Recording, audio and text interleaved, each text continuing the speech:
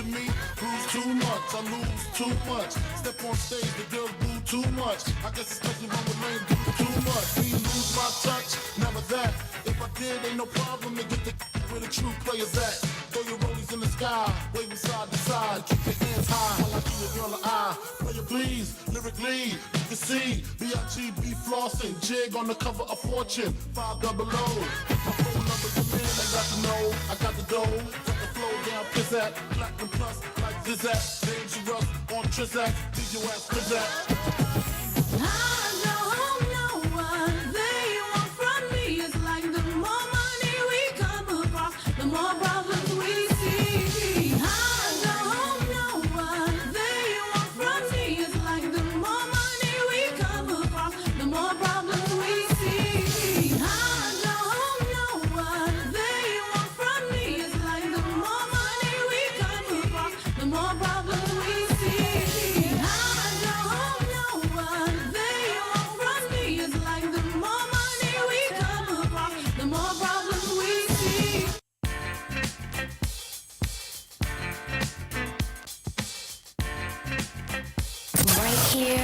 Right now, Weebattle Radio. There was a love like this before. Never had someone to show me a love like this before. Now that we have come to be a brand new life, I can see. Never thought you'd be a special part of me. No, baby. Hello?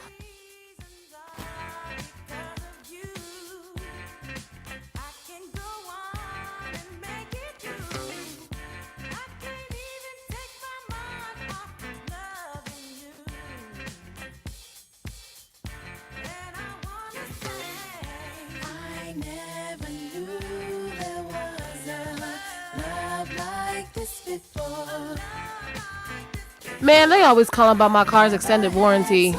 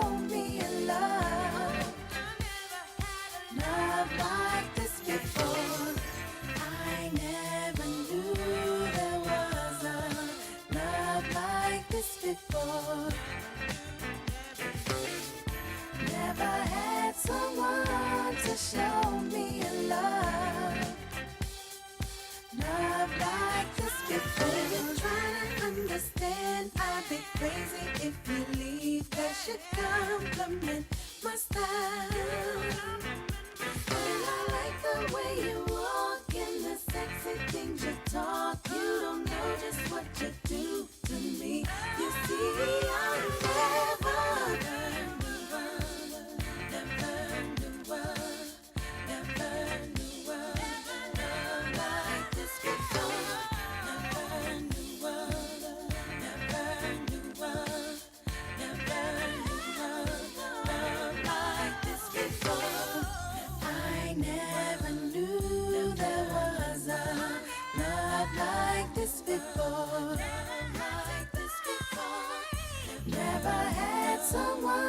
someone to show me a love like this before. I never knew there was a love like this before. Never had someone to show me a love like this before. You need to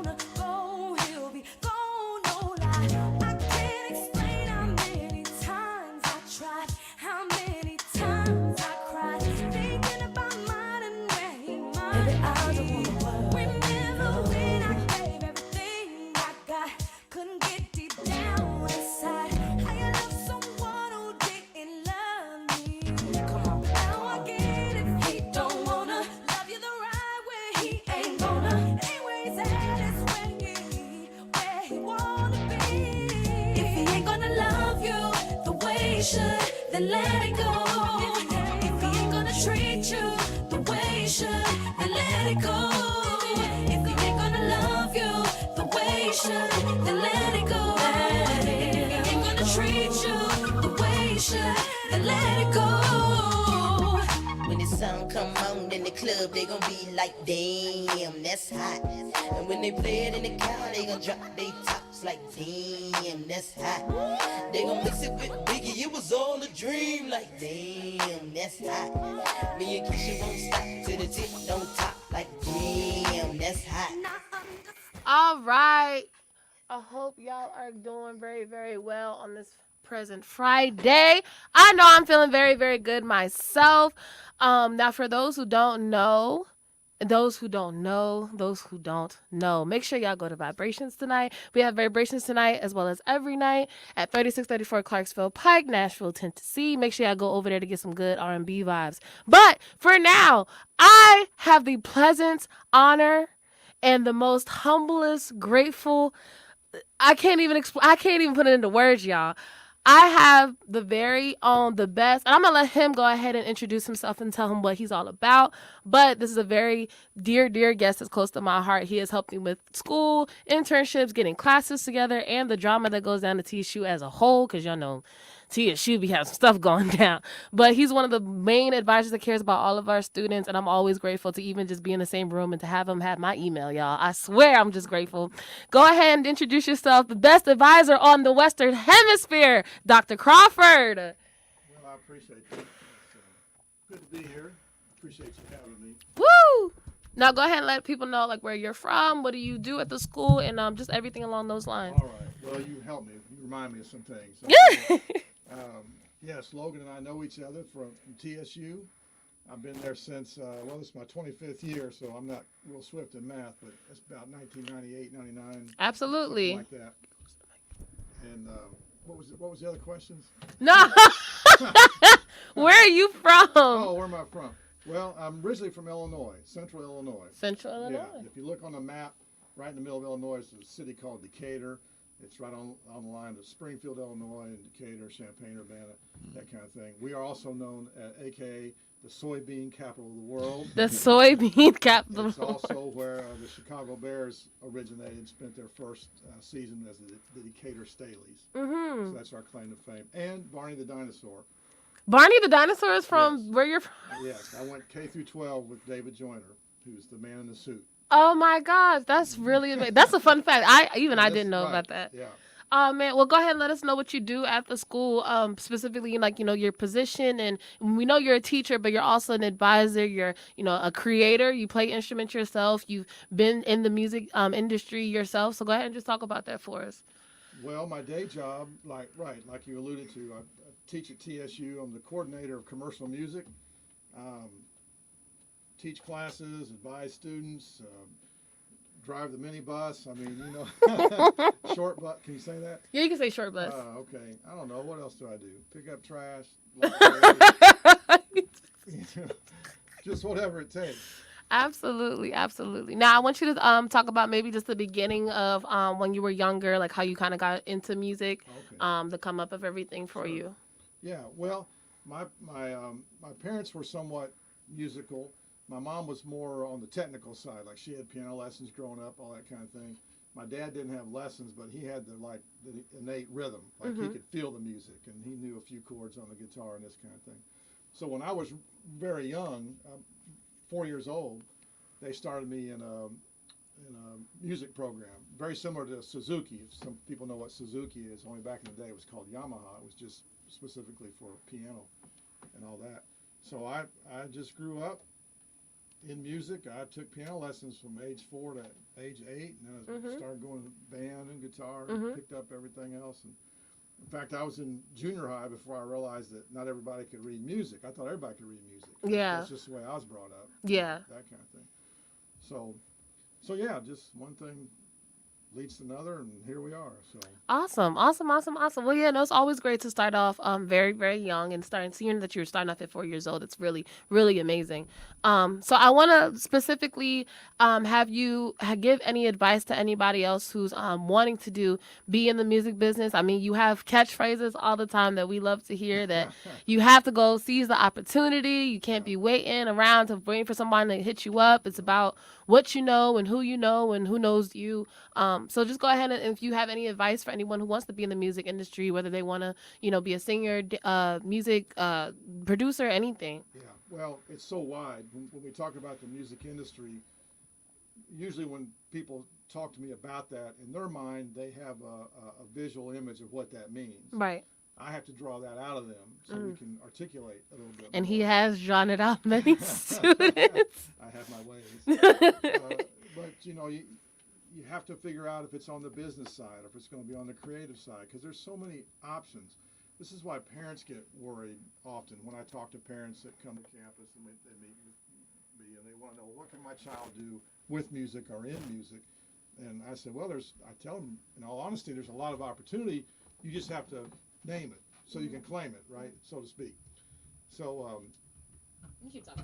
okay, I can hold that. I know you can. But... Okay.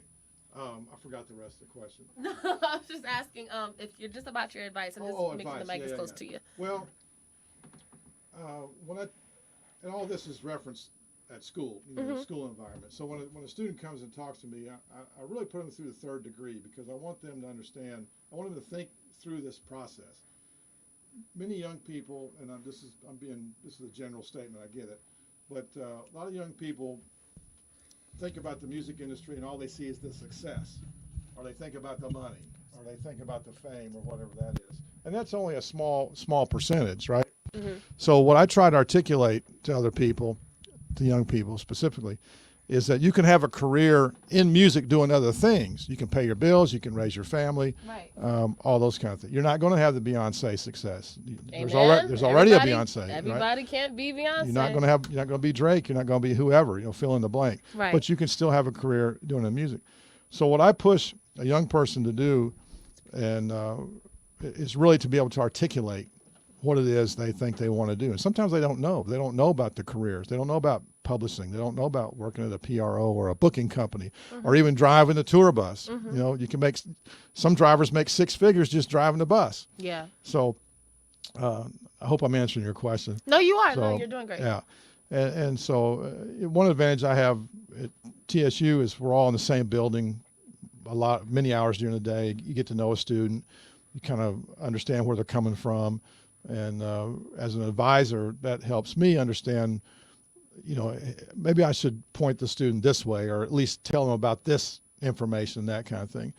And I've talk students into changing their major because they realize that, oh, this is not what I thought it was, Right. and this kind of thing. But it's one thing to talk them out of a major, but then to help them find another that might be a better fit, Right. or an equal fit. So, But yeah, and you've always been qualified to give that assumption to someone, especially for those students who, we're all college students, so a lot of times we get to Tennessee or we come to TSU and we're always like kind of confused about what we want to do. We don't come, straight out the gate. Even myself, I've literally went from thinking I wanted to do like scores for movies and television. That's what I wanted to do, and I was in there originally for that, but then I ended up changing it into music business and wanting to do A&Ring and public relations and things of that nature.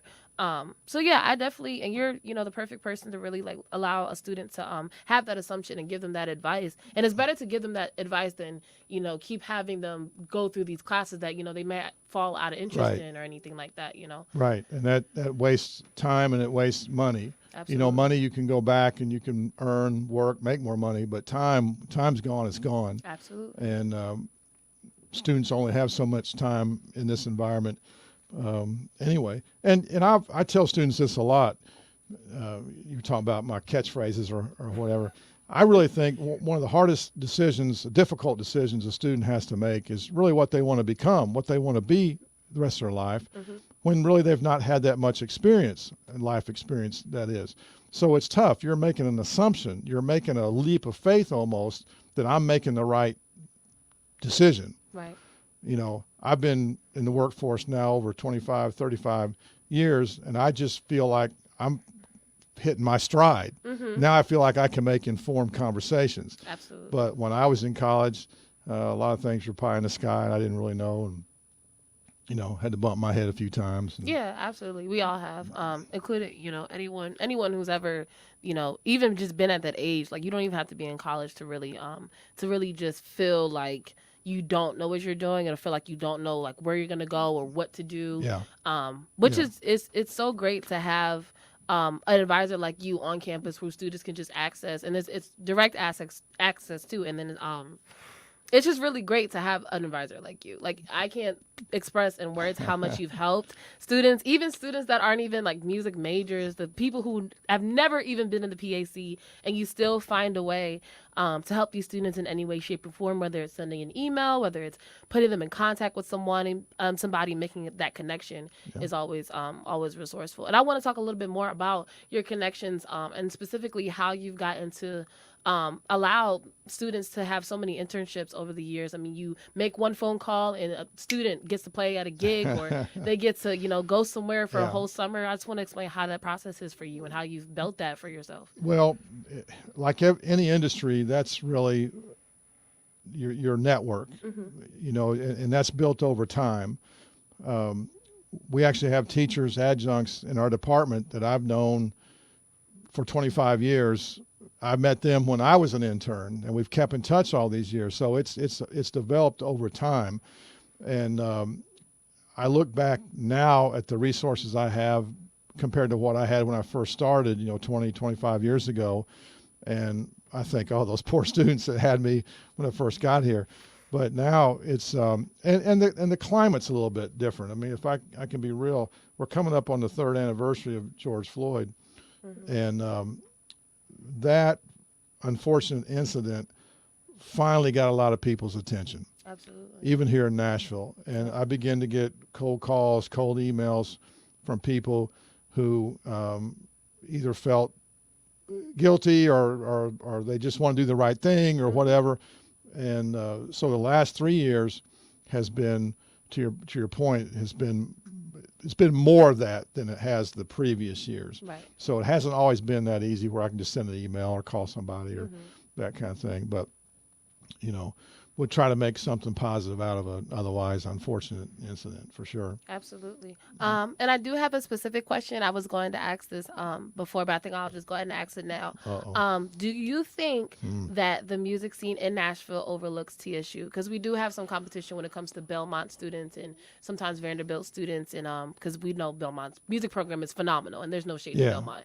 But a lot of times with the music majors at MTSU, at Belmont, and even Vanderbilt, do you honestly think that TSU is often overlooked? Well, yeah, that's that's an involved if you answer. feel uncomfortable. No. answering I'm the just question, there's a lot of different ways I can answer that.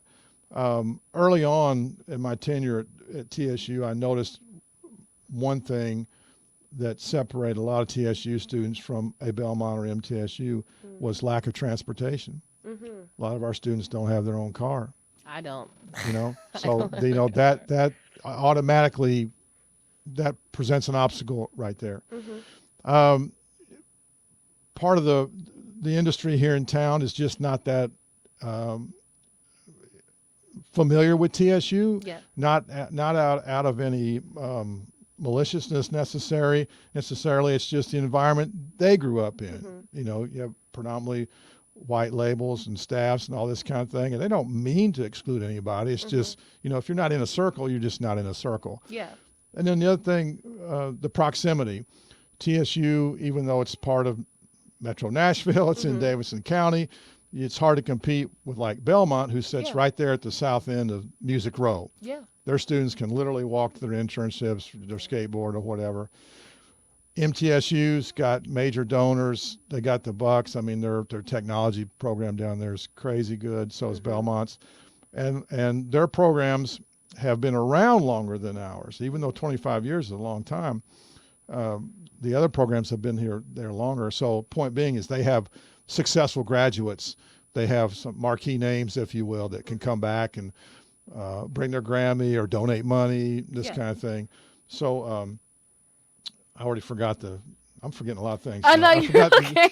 This TSU been overlooked. Yeah. Well, so I don't know that it's purposeful necessarily. It's just unfamiliarity. I mean, people not knowing, it's like we don't talk to our neighbors, not because we don't like our neighbors, we just don't know them. Yeah, and I can kind of definitely attest to that because a lot of times when because thanks to Dr. Crawford, I've gotten a chance to do an internship at Sweetwater over this past summer, and even when I meet people from Sweetwater or names that we all know like Live Nation and Sony, a lot of these companies don't really know that TSU has a music program, and nonetheless, not even just music, but we have different emphasis. We have specific classes that we take for technology. We have specific course. We have a specific course that we take for, business or performance. We have all these classes that are offered there, and I don't think a lot of companies actually know about that because they'll see my resume and they'll be like, oh, like your music business. I didn't know that, TSU had a music business program because most people just assume that it's either music ed or it's more of those like just the elective type of, and it's not really and the other thing is, another part of that answer is it's the size of our program. Yes. For many years, I was it. I was the faculty member in commercial music, right? And then we hired a second full-time person several years ago. But even at that, it's just two of us full-time. Right. And it's hard to be at every event, every performance. It's just difficult to be at multiple places at the same time. Whereas the other local universities you mentioned, they've got staffs, they've got teams, they've got resources. But talent-wise, you alluded to this a minute ago. I mean, I would stack our talent up against anybody. Oh, absolutely! Did y'all see me at the commercial music console? I will put it against anybody, and I do mean anybody. That's not an issue for me. Absolutely. Well, and despite of maybe all maybe the disadvantages and setbacks TSU may have, every place has those things. I mean, as much as we might sit here and say, me personally, or I might say that sometimes I do think that a lot of companies don't know about TSU, or we know that a lot of companies don't know about TSU's music program. I'm pretty sure Belmont has different things, or MTSU may have different things in their music program that we have. And that's something that I always try to keep lighthearted and minded about. I also want to ask you. You've mentioned some names before, but are there any names that come to you, to your mind right now about people who have gone through TSU's music program and have performed in like New York City, or any notable achievements that come to your mind? Sure. Yeah, there's a few. Matter of fact, one of the first cohort that graduated in commercial music several years ago, Candace Woodson, if she's not the first female, she was the first or second one. One of the first. One of the first for sure, right? She has continued to perform and do all kind of things ever since then, and we stay in touch. We're in constant touch. The first male graduate out of this program, Jonathan Blanchard, who I believe is in the Atlanta area, has continued to sing, and he pops up here and there. Others, let's see, Well, Key Wayne, Dwayne Ware, who's graduated. I lose track of time. No, that's all right. But he went on to be associated with 3 different projects that each were nominated for Grammys. Like Jasmine Sullivan, he did Best R&B Single. There was a Beyonce project he was on. I forget the third one. So he's been doing pretty well. There's I can see Brianna. I can see faces, names. We have at least 3 people in New York City right now. Leandria Lott, Brianna, is it Williams, I think, and Devin Pride.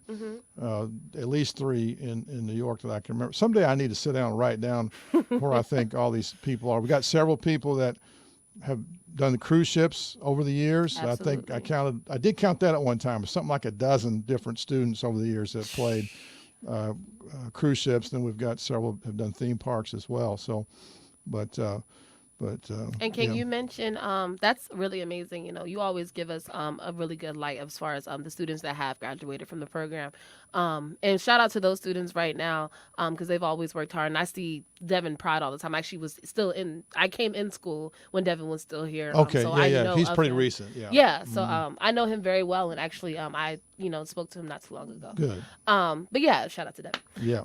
And also next thing I want to ask is for your personal notable achievements. Like I know you've gotten Best Player of the Year award by the Tennessean.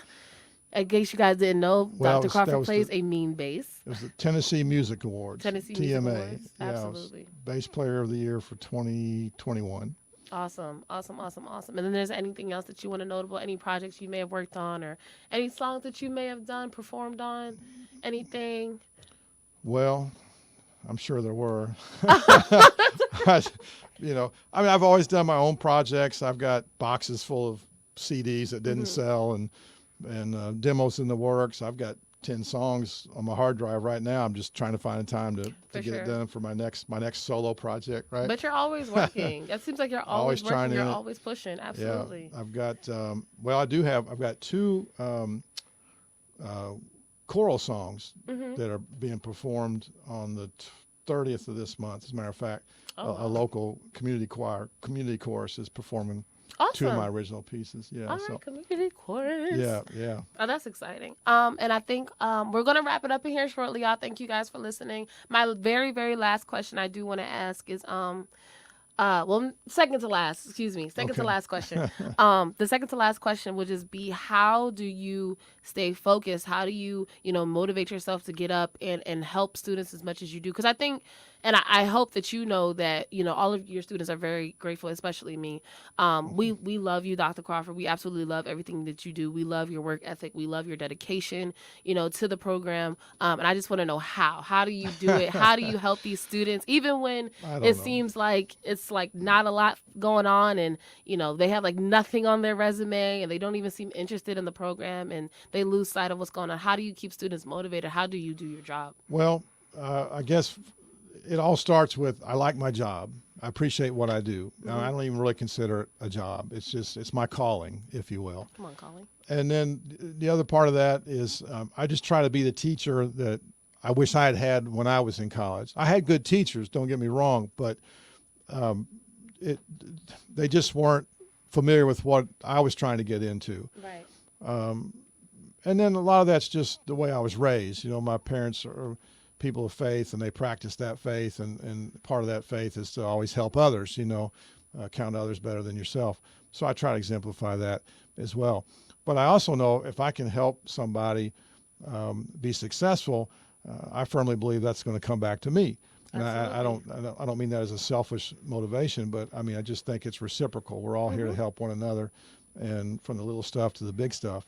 So if I can help a student, what I live for, what really gets me at school is when that light bulb goes on for a student. When I pick at them enough, or I ask them enough questions, or tell them to talk to this person, email this person, and they come back to me and their face just looks different. I mean, I can tell, I can see it, and that's a reward to me. That's a reward to me. 'Cause Absolutely. if I can help a person get from point A to point B, then I've done my job. Absolutely. Well, like I said, we always appreciate everything that you do for us students there at TSU. And then my last question, statement, is there anything that you want to say out there to anyone listening on our live, on our stream, and even on air? Is there anything that you want to say to anyone who might be pursuing a music career but doesn't think it's the right thing for them? Any advice? If they don't think it's the right thing for them, then get out. But if you real tea. If again, because the music business is so wide, first thing you got to do is identify exactly what it is you want to do. And if you're trying to get paid, you think you're going to do this for a living, you've got to identify your audience. Absolutely. Just because your pastor says your voice is anointed, that doesn't mean you're going to have a career at it. I had a student tell me that one time. That's true. So you've got to figure out where your audience is and where your income is going to come from. And then I forget where I was going with this. It's been a long day. No, it's okay. Just advice. So just articulate to yourself what it is you really want to do. And then you've got to define your own level of success. Yes. Are you going to be happy being in a cover band? I know people that make lucrative money just doing parties and weddings and all those kind of things. Absolutely. And you got to be real with yourself. You got to assess your talent. Are you really that good? Are you that good? It's going to, if Beyonce or Taylor Swift's in town and you're playing down the street, why should I come see your show when she's in town as well? That kind of thing. So it's tough. You really got to do some soul searching. You can't just halfway do it in this career. You just can't. So I don't know if that answers your question. But no, absolutely it does. Just make sure y'all identify it for all y'all that want to be. Information. Don't talk to your friends. Don't talk to your family because they'll tell you what you want to hear. Amen. They'll just reinforce everything, to preserve that relationship. You need to ask people, talk with people in the business, talk with experts, talk with people who are successful. Network. Talk with people who got burned. But yeah, network. And don't forget opportunity. His favorite word. That's my word. Yeah. Opportunity. Always look for opportunity. Always look for it. Don't be scared to apply to that position because you don't think it'll be filled. Go ahead and apply. That's Just it. apply. Just go for Meet it. the deadlines. That's another one of his. If you don't meet that deadline, you're going to miss something great. All right. Well, thank you so much, Dr. Crawford. This has been such a great interview. This is going to go on the page later. Thank you so much. No problem. And in the spirit of you being here, I have one of your favorite artists queued up. In the spirits of Dr. Crawford being here, I have one of his favorite songs queued up right now. We're going to go ahead and shout out to Someday. This is Weebattle Weekly Radio. Thank you so much, Dr. Crawford, for coming in. You. Y'all go ahead and vibe out to one of my advisor's favorite songs, y'all.